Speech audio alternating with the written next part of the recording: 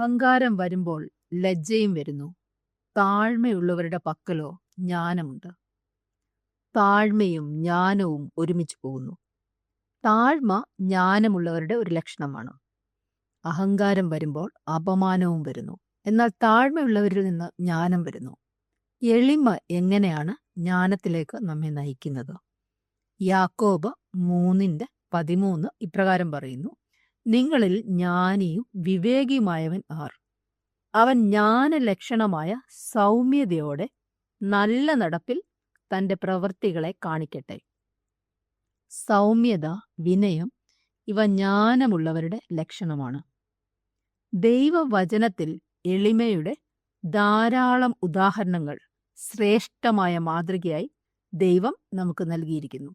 സംഖ്യാപുസ്തകം 12:3 മോശെ ഭൂമിയിലെ ഏറ്റവും എളിമയുള്ള മനുഷ്യനായിരുന്നു എന്ന് എഴുതപ്പെട്ടിരിക്കുന്നു. മറിയ യേശുവിനെ ഗർഭം ധരിച്ചപ്പോൾ അവൾ തന്റെ ഗാനത്തിൽ ദൈവത്തെ ഇപ്രകാരം മഹത്വപ്പെടുത്തി: എന്റെ ആത്മാവ് കർത്താവിനെ മഹത്വപ്പെടുത്തുന്നു.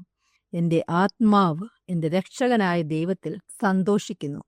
എന്തെന്നാൽ അവൻ തന്റെ ദാസിയുടെ താഴ്മയെ കടാക്ഷിച്ചിരിക്കുന്നു.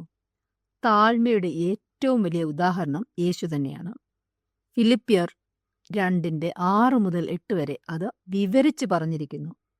ഏറ്റവും ഉന്നതനും മഹത്വാനുമായ ക്രിസ്തു മനസ്സോടെ ഏറ്റവും താഴ്ന്നതും ഏറ്റവും ലജ്ജാകരവുമായ അനുഭവത്തിലേക്ക് ഇറങ്ങി വന്നു. കുറ്റബോധമല്ല വിനയം, അത് യഥാർത്ഥത്തിൽ അഹങ്കാരമാണ്. വിനയം നമ്മെ ക്ഷമ ചോദിക്കുവാൻ പ്രേരിപ്പിക്കുന്നു. ആത്മാഭിമാനക്കുറവ് ഒരിക്കലും വിനയമായി തെറ്റിദ്ധരിക്കരുത്. അതും യഥാർത്ഥത്തിൽ അഹങ്കാരമാണ്. അമിതമായി സ്വയം താഴ്ത്തി സംസാരിക്കുന്നത് വിനയമായി തെറ്റിദ്ധരിക്കരുത്. വിനയം എന്നാൽ എന്താണ്? ഹൃദയത്തിൽ നിന്നും തന്നെ ബോധപൂർവം താഴ്ത്തുന്നതാണ് വിനയം. സ്വന്തം ദൃഷ്ടിയിൽ ചെറുതായിരിക്കുക. സ്വയം ഉയർത്തുന്നതിൽ നിന്ന് വിട്ടുനിൽക്കുക. മറ്റുള്ളവരെ ശ്രേഷ്ഠരായി കരുതുക. ദൈവം അഹങ്കാരം വെറുക്കുന്നു.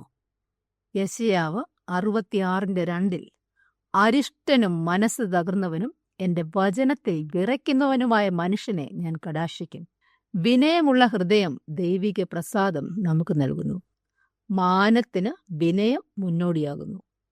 തക്ക സമയത്ത് നിങ്ങളെ ഉയർത്തേണ്ടതിന് അവന്റെ ബലമുള്ള കൈക്കീഴ് താഴ്മയോടെ ഇരിക്കുവാൻ ദൈവം നമ്മെ ഓരോരുത്തരെയും സഹായിക്കട്ടെ.